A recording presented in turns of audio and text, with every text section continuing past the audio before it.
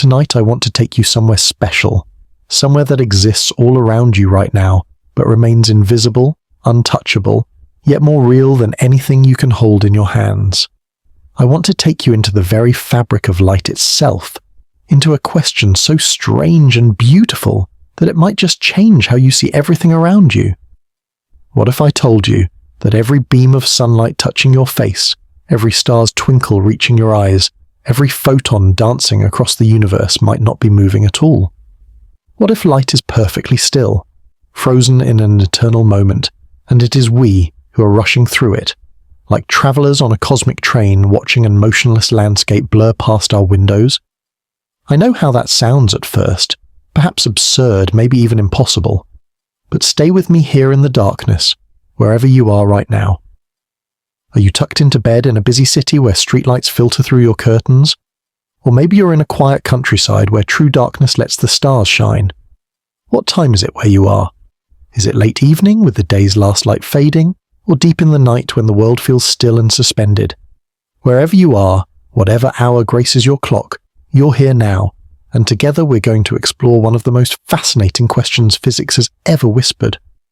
If this journey into the nature of light and motion speaks to you, if you find yourself drawn to these cosmic mysteries that help us drift into sleep while expanding our minds, consider following along for more of these nighttime explorations into the universe's quiet secrets.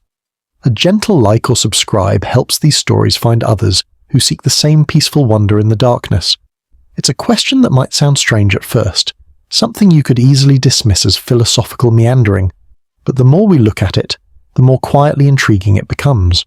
What if light being still and us moving through it was not just a thought experiment, but a gentle doorway into understanding how space-time really works, how the universe actually unfolds around us moment by moment? Think about it for a moment, really let it sink in. We've always been told that light races through space at 186,000 miles per second, the ultimate speed limit of the universe. But what if that's just how it appears from our perspective? What if we've been looking at it backwards all along? You see, when Einstein gave us special relativity, he handed us a key to understanding something profound about the nature of reality, but perhaps we haven't fully turned that key yet. He showed us that space and time are not separate things but one unified fabric, space-time, and that how we move through space affects how we move through time. The faster you travel through space, the slower you travel through time. This isn't science fiction. It's been proven countless times. GPS satellites have to account for it. Particle accelerators demonstrate it daily. But here's where it gets interesting, where the whisper becomes a song. From light's perspective, if it could have a perspective, time doesn't pass at all. Let me say that again, softly, gently, because it's so important and so beautiful. For a photon, for a particle of light, the moment it is emitted and the moment it is absorbed are the same moment. Whether that light travels from a candle to your eye or from a galaxy billions of light years away, for the photon itself, no time passes. Zero. Nothing. It exists in an eternal now, a frozen instant that, from our perspective, stretches across vast distances and eons of time. So if light experiences no time, if it exists in a state where the entire universe's history is compressed into a single moment, can we really say it's moving? Or is it perhaps more accurate to say that light exists as a standing wave in space-time, and we, bound by our mass, our matter, our very existence, are the ones flowing through it? This isn't just philosophical speculation. The mathematics of relativity actually supports this view. When physicists describe the universe in 4 dimensions, 3 of space and 1 of time, light traces what we call null geodesics, paths where the space-time interval equals 0. In plain language, this means that light's journey through space-time has no proper time, no duration from its own reference frame. It's as if light exists as permanent features of the space-time landscape, eternal threads woven into the fabric of reality, and we, massive beings that we are, slide along our own paths through this fabric, encountering these threads of light as we go. Imagine for a moment that you're floating in a vast, dark ocean, an ocean not of water but of space-time itself. All around you, invisible to your eyes but real nonetheless, are currents and streams of light, frozen in place like ancient rivers of ice. As you drift through this ocean, carried by the current of time that affects all massive objects, You intersect these frozen streams. Where you touch them, you see light. A star's light that you see tonight might be a stream that has been frozen in space-time for millions of years, waiting for you, for Earth, for this exact moment when your path through the cosmic ocean brings you into contact with it. The light hasn't traveled to you, you've traveled to it. This perspective completely reframes our understanding of the universe. Instead of thinking of ourselves as stationary observers watching light zip past us at incredible speed, we become travelers moving through a landscape of frozen light. Every photon that has ever been emitted still exists somewhere in space-time, still frozen in its eternal moment. The light from the first stars still exists. The light from every candle ever lit, every fire ever kindled, every bolt of lightning that ever split the sky, it's all still there, frozen in space-time waiting for observers to pass through it. Consider the cosmic microwave background radiation, that faint glow left over from the Big Bang that fills every corner of the universe. In the traditional view, this radiation has been travelling through space for 13.8 billion years to reach us. But in our new perspective, this radiation exists as a permanent feature of space-time, a frozen echo of the universe's birth, and we, on our journey through time, have finally reached the point where we intersect with it. We're not receiving ancient light, we're arriving at ancient light. This view also helps us understand why the speed of light is constant for all observers, one of the most puzzling aspects of relativity. If you're on a train and throw a ball forward, someone standing on the platform sees the ball moving at your throwing speed, plus the train's speed. But light doesn't work this way. Whether you're moving toward a light source or away from it, whether you're standing still or racing through space at half the speed of light, you always measure light travelling at the same speed. This makes perfect sense if light isn't actually moving. If light is stationary in space-time and we're the ones moving through it, then of course we'd always encounter it at the same rate, the rate at which we're capable of moving through space-time. Think about driving through a landscape where telephone poles are evenly spaced along the road. No matter how fast you drive, the poles themselves don't move. They're fixed in place. What changes is how quickly you pass them. But imagine if the nature of space and time meant that no matter how fast you tried to drive, you always passed the telephone poles at the same rate. That's what's happening with light. The faster you try to move through space to catch up with light, the more your movement through time slows down, perfectly compensating so that light always appears to pass you at the same speed. The implications of this perspective ripple outward into every corner of physics. Take quantum entanglement, that spooky action at a distance that so troubled Einstein.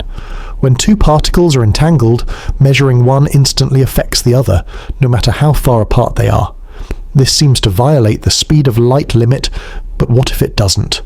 What if, from the perspective of the quantum field that connects the particles, the distance doesn't exist? What if, like light itself, the quantum field exists in a state where space and time are compressed to nothing, where everything is touching everything else in an eternal now? The entangled particles aren't sending signals to each other faster than light. They're connected in a dimension where distance and time don't exist the way we experience them. Even the way we think about the Big Bang changes. Instead of an explosion that sent light racing outward in all directions, imagine the Big Bang as the beginning of our journey through space-time.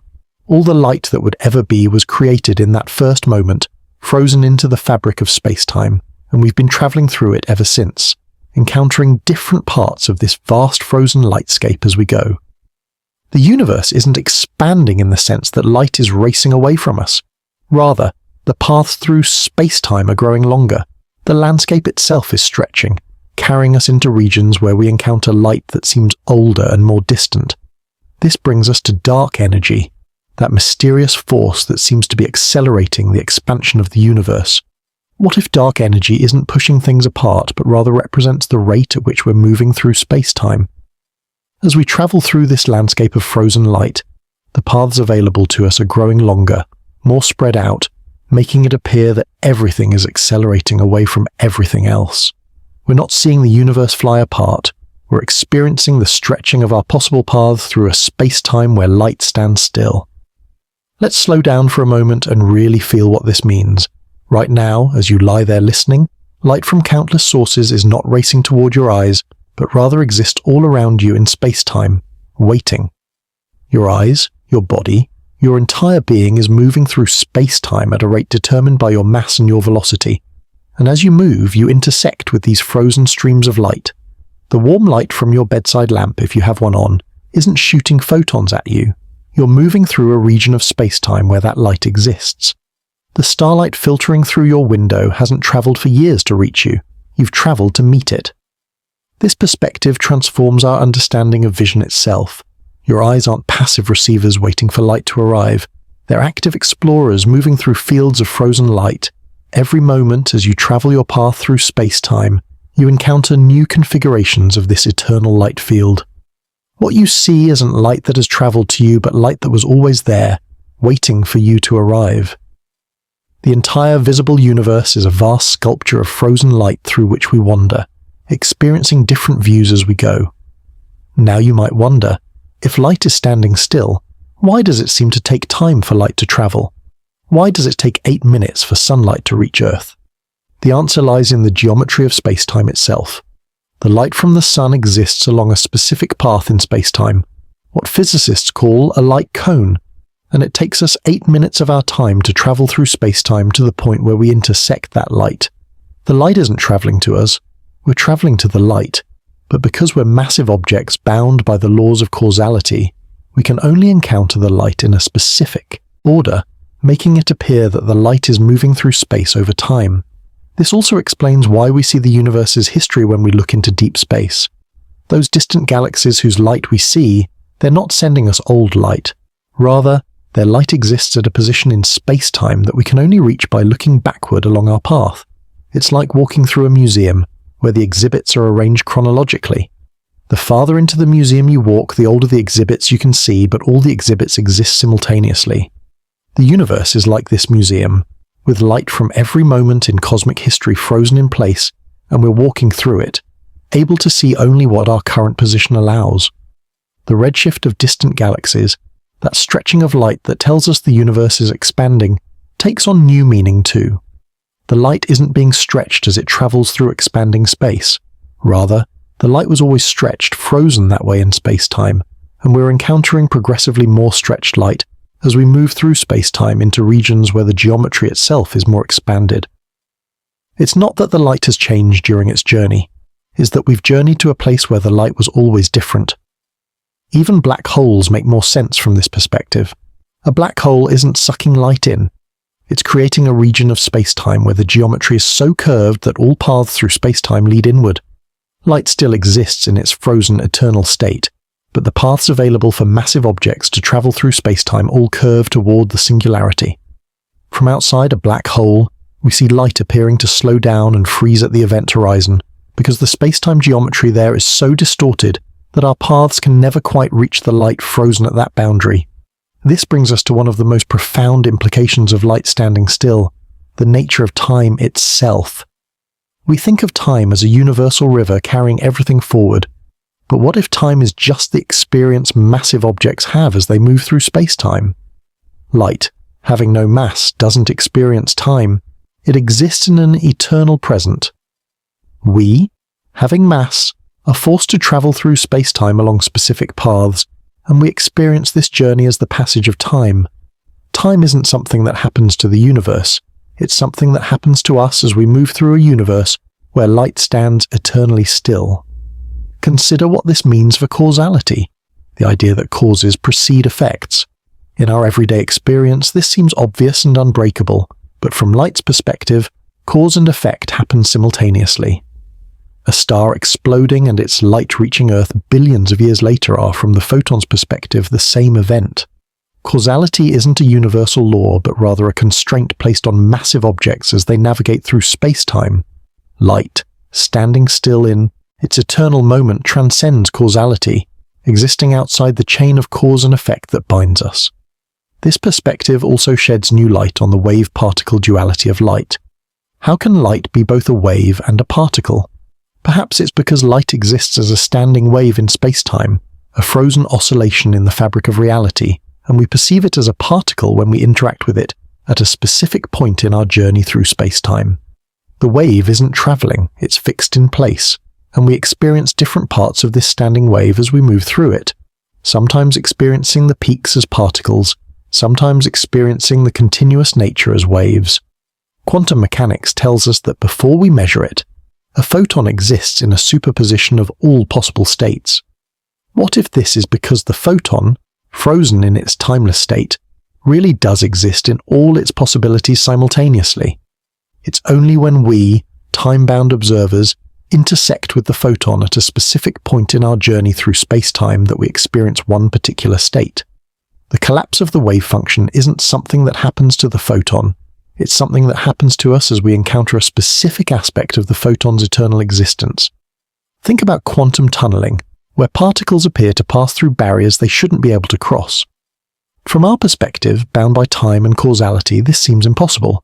But if the quantum field exists in a state similar to light, outside of time, then the particle isn't really tunneling through the barrier. Instead, it exists on both sides of the barrier simultaneously in the timeless quantum field, and we, traveling through space-time, sometimes encounter it on one side, sometimes on the other. The randomness we observe isn't the particle deciding where to be. It's us encountering different aspects of the particle's eternal existence.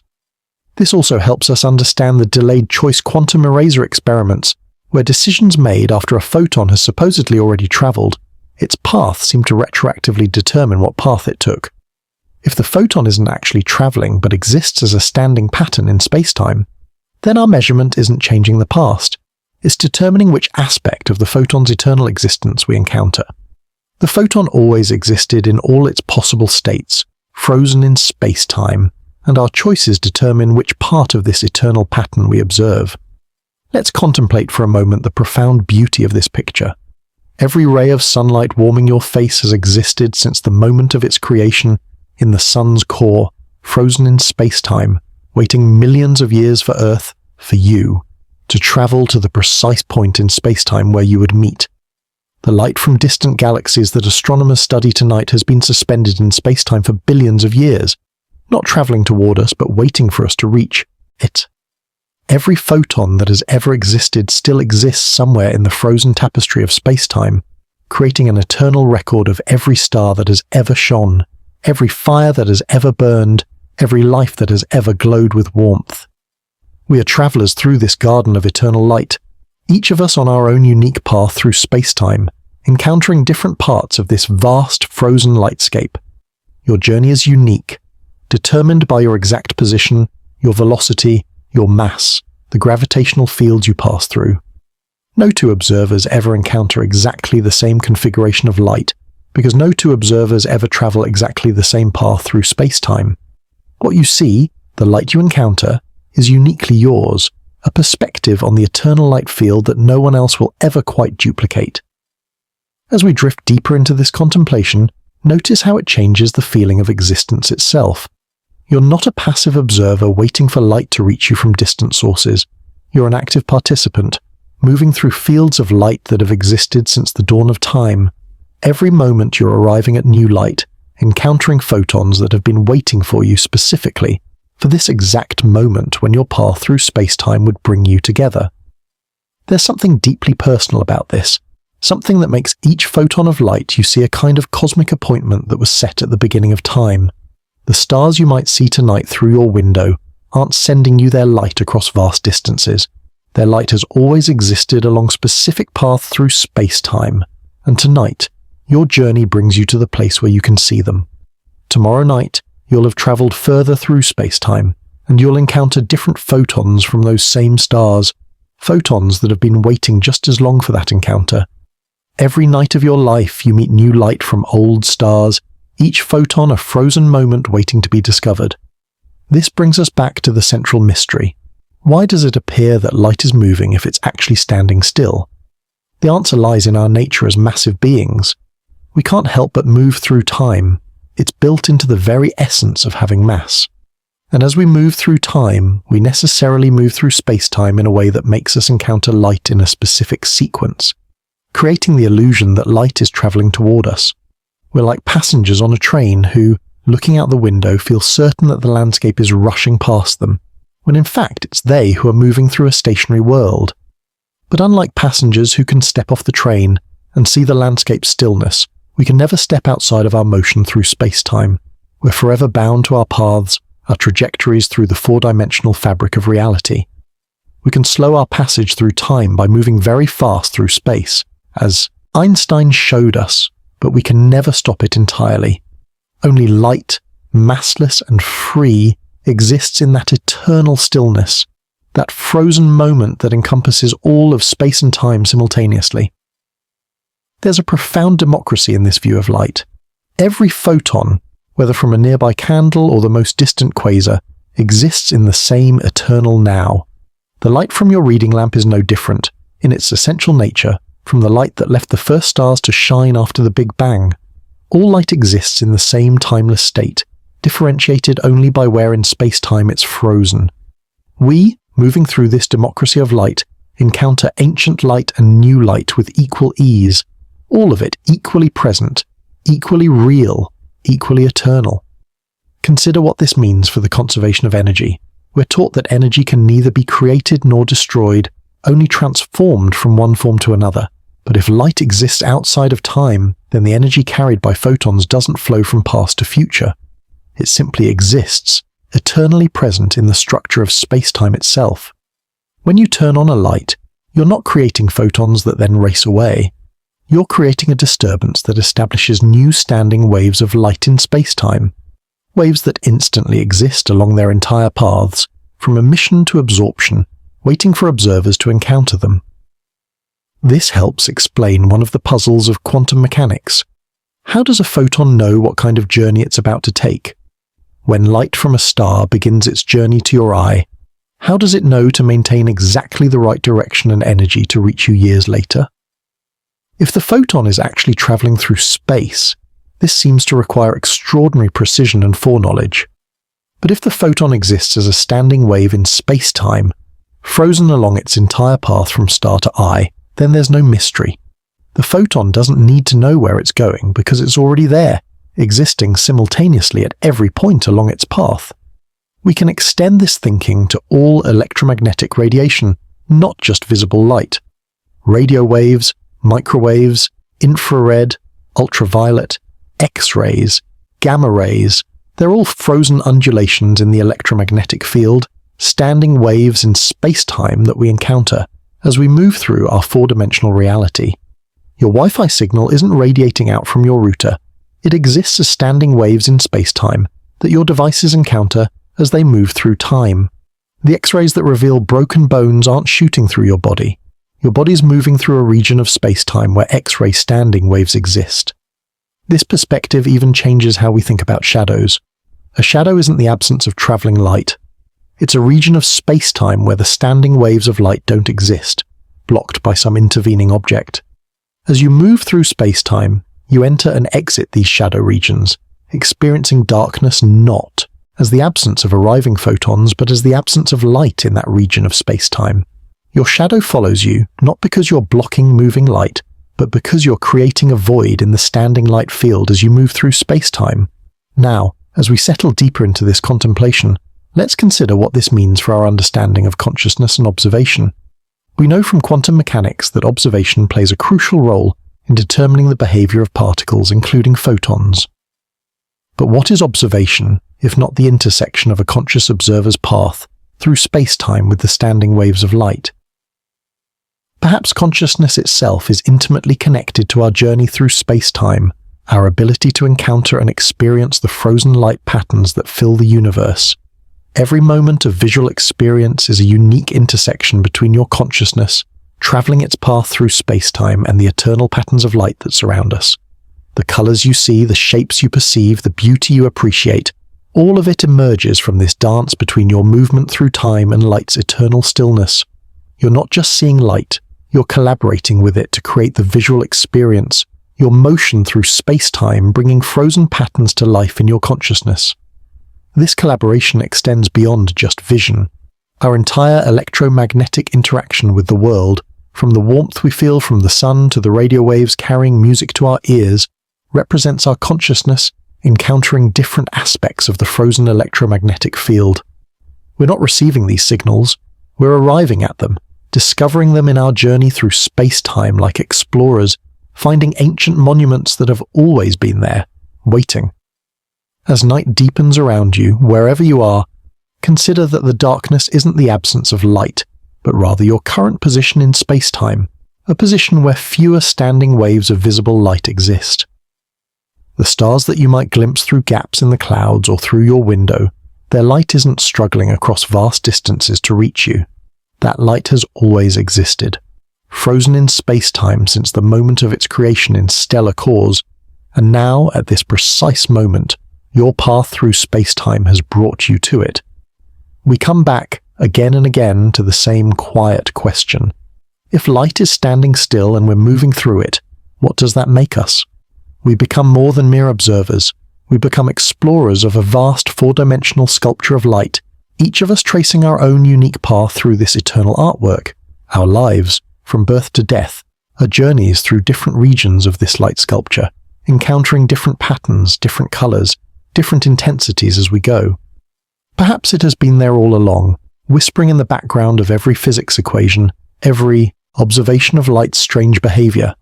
Einstein gave us the clues when he showed us that space and time are one, that mass and energy are interchangeable, that the speed of light is constant for all observers. But we've been so focused on thinking of light as something that moves that we missed the possibility that it might be the one thing in the universe that doesn't move at all, the one fixed reference point in a cosmos where everything else is in motion. Think about how this reframes our relationship with the past. When you look at old photographs, you're seeing light that was frozen into chemical or digital form, preserving a specific pattern from the standing light field that existed at that moment and place. The photograph doesn't capture moving light. It captures the pattern of standing light that existed at that intersection of space and time. Every photograph is a slice through the four-dimensional light sculpture, a record of what the eternal light field looked like from that specific viewpoint in space-time. Movies and videos become even more interesting from this perspective. They don't record light moving through time. They record how an observer moving through time encounters different configurations of the standing light field. Each frame captures a slightly different slice through the four-dimensional light sculpture, and when played back, they recreate the experience of moving through space-time and encountering these frozen light patterns in sequence. The motion you see in a movie isn't light moving. It's a recreation of an observer's journey through fields of standing light. This brings us to a deeper contemplation about memory and time. Your memories of visual experiences are, in a sense, records of your past encounters with the standing light field. The sunset you remember from childhood, the face of a loved one, the pages of a favorite book. All these visual memories are impressions left by your journey through specific regions of the eternal light sculpture. Your brain has encoded the patterns of standing light you've encountered, allowing you to revisit them in memory, even though you've long since traveled past those points in space-time. In another quiet corner of research, scientists studying the nature of space and time at the smallest scales have found hints that space-time itself might not be smooth and continuous, but made up of discrete units, tiny indivisible chunks called Planck units. If this is true, then light's standing waves exist on this granular framework, like standing waves on a vast crystalline lattice that extends throughout all of space and time. We move through this lattice, encountering the frozen light patterns etched into its structure. Somewhere in a lab, late at night, faint signals reveal the quantum nature of light, photons appearing and disappearing, exhibiting behaviors that seem to defy common sense. But if these photons are standing waves in quantized space-time, their quantum behavior becomes less mysterious. They appear and disappear not because they're being created and destroyed, but because we're moving past regions where these standing waves exist or don't exist in the granular structure of space-time. The quantum randomness we observe might not be randomness at all, but the result of our imperfect journey through a perfectly ordered but incredibly complex pattern of standing light. Telescopes collect pale light that has traveled for ages, or rather they arrive at positions in space-time where ancient light has always existed waiting to be discovered. Each new telescope, each new instrument, allows us to access different parts of the vast light sculpture, revealing patterns that have been frozen in space-time since the early moments of the universe. We're not looking back in time so much as we're looking at regions of space-time that preserve the patterns of ancient light, like looking at fossils preserved in stone, except these fossils are made of frozen electromagnetic waves.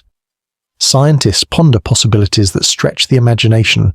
What if dark matter, That invisible substance that seems to shape galaxies but doesn't interact with light, represents regions of space-time where different kinds of standing waves exist.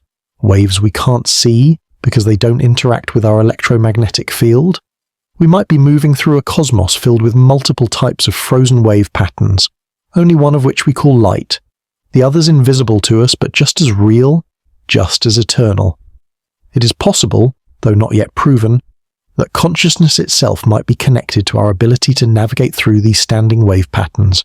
Perhaps what we call consciousness is the universe's way of experiencing its own frozen light patterns, creating observers who can move through space-time and encounter the eternal electromagnetic field from countless different perspectives. Each conscious being becomes a unique viewpoint on the same eternal light sculpture, experiencing it in ways that no other observer ever will.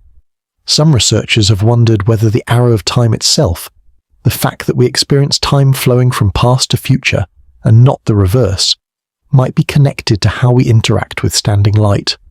Perhaps we can only move through space-time in directions that allow us to encounter light in certain ways, ways that preserve causality and allow for the build-up of complexity and information. The standing light field might act as a kind of cosmic traffic system, directing the flow of massive objects through space-time along paths that create the appearance of cause and effect. What if there were other universes, other dimensions, where the standing wave patterns are completely different? Our universe might be just one of countless possible arrangements of frozen light in higher dimensional space, each universe characterized by its own unique pattern of standing electromagnetic waves. We happen to exist in a universe where the pattern allows for stars, planets, and life, but there could be infinitely many other patterns, other universes where the frozen light creates entirely different realities. The more we explore this idea, the more connections we find. The uncertainty principle, which says we can't simultaneously know a particle's exact position and momentum, makes sense if particles are actually moving through standing wave patterns. We can know where we are in the pattern or how fast we're moving through it, but not both with perfect precision. The act of measurement itself involves our interaction with these standing waves, and that interaction necessarily disturbs either our position or our momentum through the pattern. Even entropy, the tendency of systems to become more disordered over time, takes on new meaning. Perhaps entropy isn't about systems becoming more disordered, but about observers moving through space-time toward regions where the standing wave patterns are more spread out, more diffuse. The universe isn't dying a heat death. We're traveling toward a region of space-time where the frozen light patterns are more evenly distributed, less concentrated, creating the appearance of increasing disorder. In the quantum field theory that describes the behavior of particles and forces, virtual particles constantly pop into existence and disappear again, borrowing energy from the vacuum for brief moments. But what if these virtual particles are standing wave patterns that always exist in space-time, and we only briefly encounter them as we pass through? The quantum foam that physicists describe at the smaller scales might be the texture of space-time itself, filled with countless tiny standing waves that we occasionally encounter in our journey. The strong force that holds atomic nuclei together, the weak force that governs radioactive decay, even gravity itself, might all be different types of standing wave patterns in space-time, different flavors of frozen undulation that create the forces we experience as we move through them. We feel these forces not because particles are exchanging force-carrying particles across space, but because we're moving through regions where these standing wave patterns create the effect of force. What does it mean that our minds can imagine such things?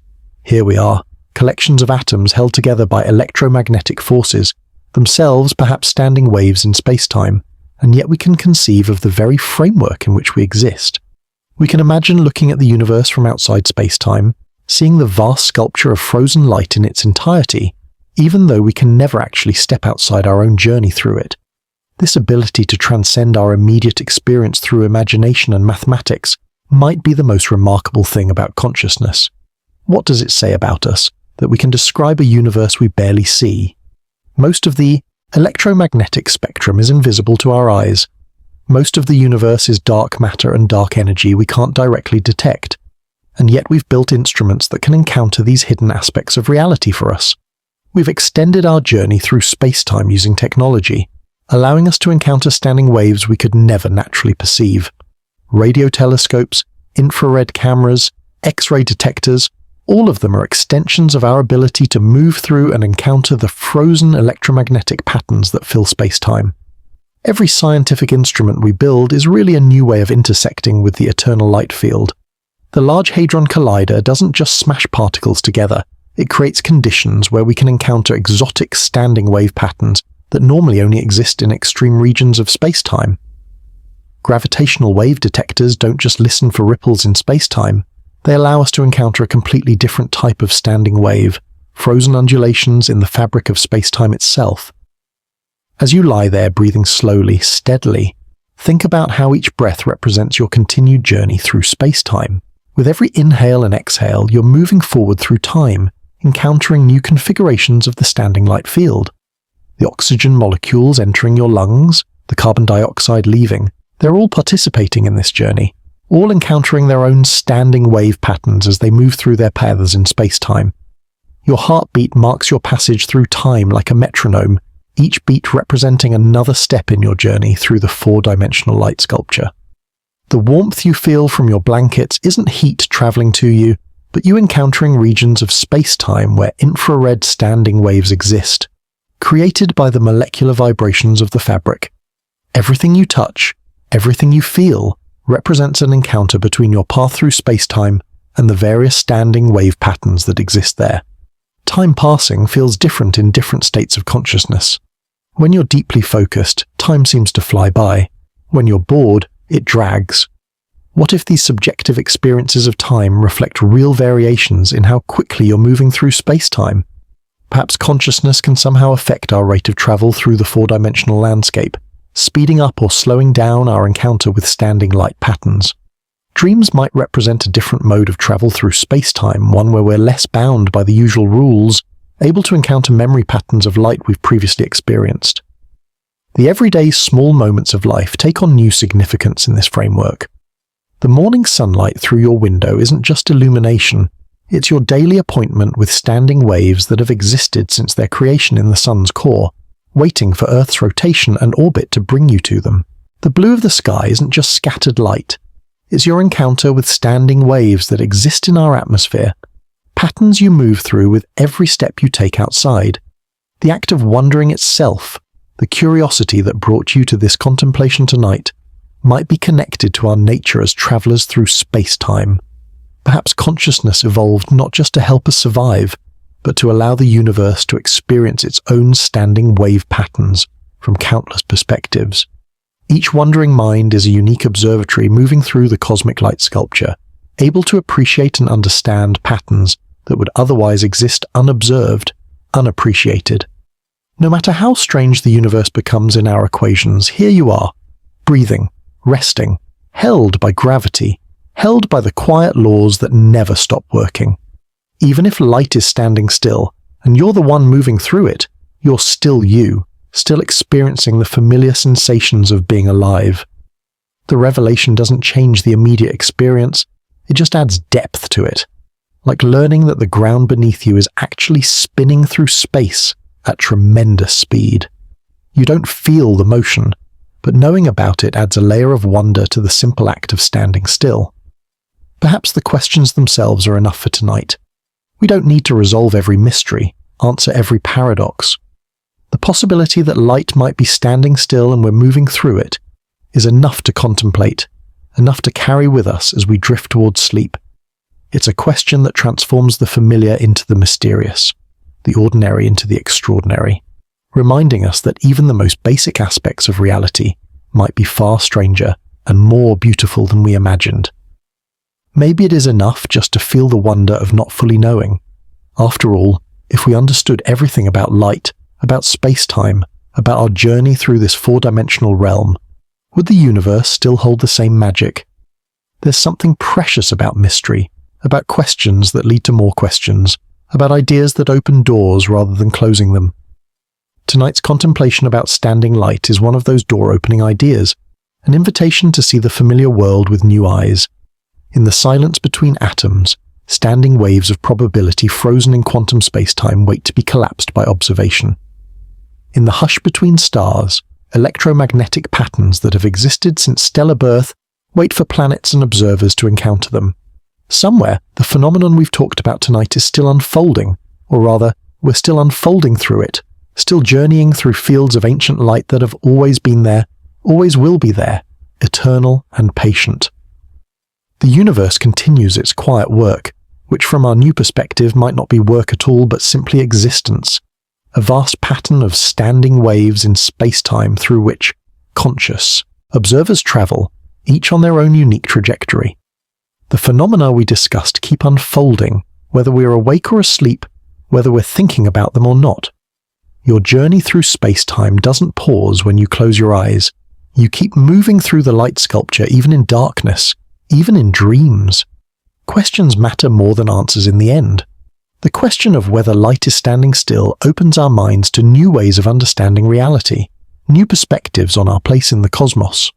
Even if the conventional view is correct and light really is racing through space at 186,000 miles per second, the exercise of imagining it otherwise has taught us something about the nature of perspective, about the relationship between observers and the observed, about the deep interconnection between space, time, light, and consciousness. It is beautiful that we live in a universe that we can keep wondering about. Each generation discovers new mysteries, new questions, new ways of seeing the same eternal patterns. Tonight we've wondered whether light might be standing still, and that wondering has taken us on a journey through modern physics, through cosmology, through philosophy, through the very nature of existence itself. Tomorrow, someone else will wonder something different, and the journey will continue, each question adding another thread to our understanding of the cosmic tapestry. In the cosmic darkness between galaxies, vast voids where standing light is sparse and ancient, the universe holds its breath in spaces so empty that a photon might travel for millions of years without encountering matter. Or perhaps we should say that matter might travel for millions of years before encountering the photons frozen in those voids.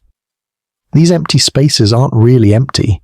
They're filled with the same standing electromagnetic field, just waiting for observers to pass through, to experience the profound darkness that is also a kind of light, the background radiation of creation itself frozen in place. As you drift closer to sleep, feeling your consciousness beginning to untether from the sharp focus of waking thought, consider that your dreams tonight might take you through different paths in space-time, paths where the normal rules are relaxed, where you can encounter light patterns from memory, from imagination, from the deep creative wells of the unconscious mind. In dreams, perhaps we're freed from the strict forward motion through time, able to revisit standing light patterns we've encountered before, or to imagine patterns that might exist in other universes, other dimensions. The boundary between waking and sleeping is itself a transition in how we move through space-time. As you cross that boundary tonight, you're not just falling asleep, you're changing your mode of travel through the four-dimensional landscape of reality. Your brain waves are shifting, your consciousness is altering its pattern of interaction with the standing waves that surround us. Sleep isn't the absence of the journey, it's a different kind of journey. One where we process and integrate all the light patterns we've encountered during our waking travel through space-time. Every night when you close your eyes, you practice letting go of the visual encounter with standing light, trusting that the patterns will still be there when you open them again, and they are, always, frozen in space-time, waiting for your consciousness to return to its waking journey through them. The room around you, dark or dimly lit, is filled with infrared standing waves from every warm object, patterns you can't see but that your skin encounters as heat, as comfort, as the familiar sensation of being in a safe space. Your journey through space-time continues even in the deepest sleep. Your atoms keep vibrating, creating their own standing waves in the electromagnetic field. Your heart keeps beating, marking time, maintaining the rhythm of your travel through the fourth dimension. Every cell in your body is its own traveler through space-time, encountering its own patterns of standing light, contributing to the collective journey that is you. The dreams that await you tonight might carry echoes of this contemplation, images of frozen light and moving observers, of standing waves and traveling consciousness. Or they might take you somewhere completely different, through landscapes of memory and imagination that have nothing to do with physics, but everything to do with the mysterious nature of consciousness itself. Either way, you'll still be traveling through space-time, still encountering the eternal patterns that make up reality, just from a different state of awareness. Tomorrow you'll wake and resume your conscious journey through the standing light fields. The morning light will be there, frozen in space-time, waiting for Earth's rotation to bring you to it. You'll open your eyes and encounter new photons from the same eternal sun, each one frozen in its trajectory since the moment of its creation, waiting for precisely the moment when you would arrive to see it. Every new day is a fresh encounter with ancient light, a continuation of a journey that began when you were born and will continue until your path through space-time reaches its end. But that end is far from tonight. Tonight is for drifting, for wandering, for letting the strange possibility of standing light and moving observers settle into your consciousness like sediment in still water. Tonight is for feeling the gentle pull of sleep as your mind processes these vast ideas, weaving them into the fabric of understanding that you carry with you through life. Tonight is for recognizing that whether light moves or stands still, whether we're stationary or traveling, we're part of something magnificent and mysterious. The scientist who first discovered the constant speed of light, who first recognized the unity of space and time, who first glimpsed the quantum nature of electromagnetic radiation, they were all travelers like us, encountering the same eternal patterns and trying to make sense of them. Their equations and theories are maps of the standing light sculpture, attempts to describe the indescribable, to capture in symbols what can only be fully experienced by living through it. We honor their work by continuing to wonder, by considering new perspectives, by remaining open to the possibility that everything we think we know might be just one way of looking at something far more profound. And so we return to where we began, but with deeper understanding. The question, what if light is standing still and we're moving through it, has taken us on a journey through the foundations of physics, the nature of consciousness, the structure of space-time itself. We've seen how this simple reversal of perspective could explain many of the mysteries that have puzzled scientists for generations: the constant speed of light, quantum entanglement, the arrow of time, the nature of observation. Whether or not this perspective reflects the true nature of reality, it has given us a new lens through which to view the universe. It has reminded us that motion is relative, that observer and observed are intimately connected, that the universe might be far stranger than our everyday experience suggests. It has shown us that even the most fundamental assumptions can be questioned, turned around, looked at from new angles that reveal unexpected beauty and coherence. The light that you've imagined tonight as standing still, frozen in eternal patterns throughout space-time, is the same light that has guided humanity since our ancestors first looked up at the stars.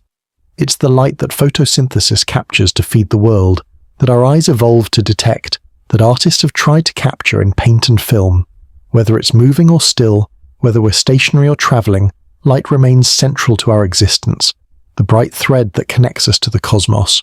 As your thoughts begin to soften and blend, as the sharp edges of waking consciousness give way to the flowing forms of approaching sleep, let the image of standing light remain with you. Picture yourself as a traveler through vast fields of frozen luminosity, each moment of your life a new vista in an eternal landscape of light. Your journey is unique, your path through space-time unlike any other, ensuring that the light you encounter, the reality you experience, is distinctly and beautifully yours. The universe, in this view, becomes less mechanical and more artistic, less about particles flying through void, and more about consciousness navigating through patterns of meaning. Every photon you've ever seen has been a personal encounter between your unique path and the eternal structure of space-time. Every moment of vision has been a collaboration between your movement and light stillness, creating the rich tapestry of visual experience that makes up your memories, your knowledge, your very sense of what it means to exist.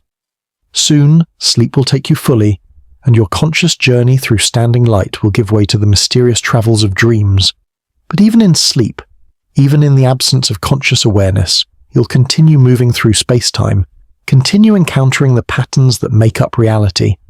Your sleeping brain will process today's encounters, integrate them into memory, prepare for tomorrow's journey through new configurations of eternal light. The question we've explored tonight, whether light is standing still and we're moving through it, will remain an open door in your mind, a possibility that enriches your understanding without demanding belief. It's enough that you've wondered, enough that you've imagined, enough that you've spent this time contemplating the beautiful possibility that everything we think we know about light and motion might be inverted, reversed, seen from the wrong angle.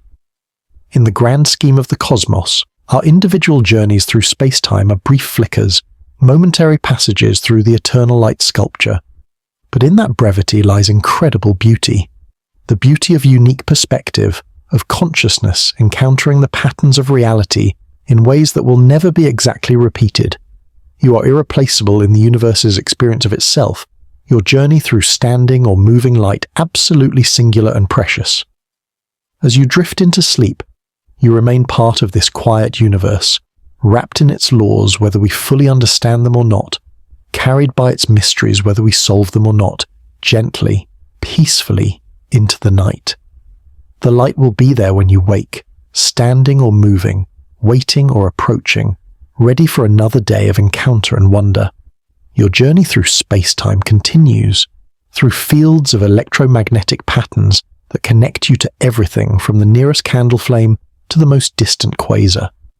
And as you drift into sleep, you remain part of this quiet universe, wrapped in its laws, carried by its mysteries, gently, peacefully, into the night where standing waves of probability collapse into dreams, where your consciousness explores paths through space-time that waking life doesn't allow, where the question of whether light moves or stands still dissolves into the larger mystery of existence itself, the beautiful, inexplicable fact that there is something, rather than nothing, that patterns exist for us to move through, that consciousness emerged from matter to contemplate its own journey through fields of light that may be racing past us at incredible speed, or may be standing perfectly still, waiting eternally for us to arrive, to see, to wonder, to drift softly into sleep surrounded by the gentle mystery of light itself. End.